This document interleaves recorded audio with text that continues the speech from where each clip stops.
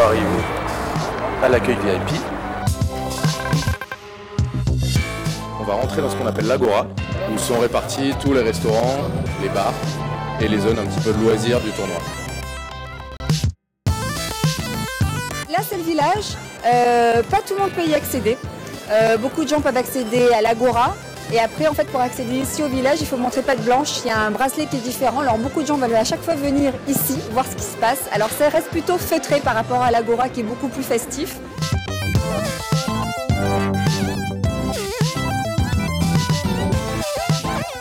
Chacun a son espace privatif.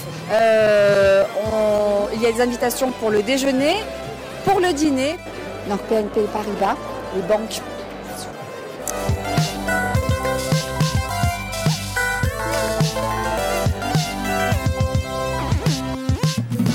Ah bah ici c'est la pièce où on fait tout le son, on gère tout ce qui arrive du terrain, bien sûr, tout le son qu'on fait sur le terrain, on met des micros partout, sur les caméras, on récupère la sono pour le présentateur et les interviews. Alors la partie centrale, c'est la partie où il y a la réalisation, avec à côté un monsieur qu'on appelle le synthétiseur, c'est lui qui met tous les affichages qui sont les gros scores et tout ça qui sont sur l'écran.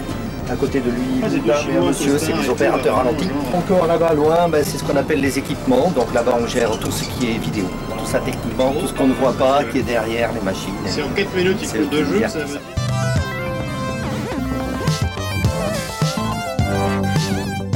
Je suis journaliste à la Provence, à Marseille, à l'Open 13. Venez avec moi, on va visiter la salle de presse, au fond de ce couloir.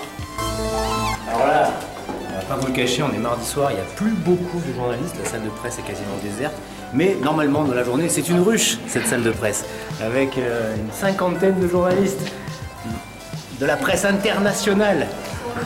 Ça, c'était la salle de presse. On continue? Allez, on continue.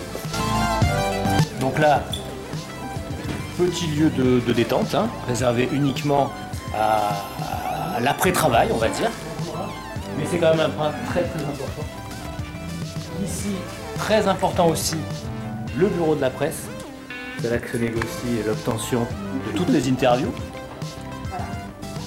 Bonjour. On salue Constance et Sophie. Et alors, il y a une dernière chose à vous montrer.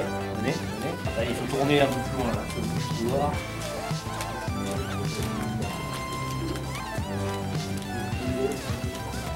La salle de conférence de presse. Donc c'est ici que les joueurs viennent, après chaque match, pour raconter leurs exploits, ou au contraire, décrire leur immense déception après avoir perdu l'Open 13. Voilà, la salle de conférence de presse. Ceci termine notre visite des installations de la presse de l'Open 13. À bientôt. Merci. Et dernière chose quand même qu'on avait oublié, un point très important, le site open13.fr.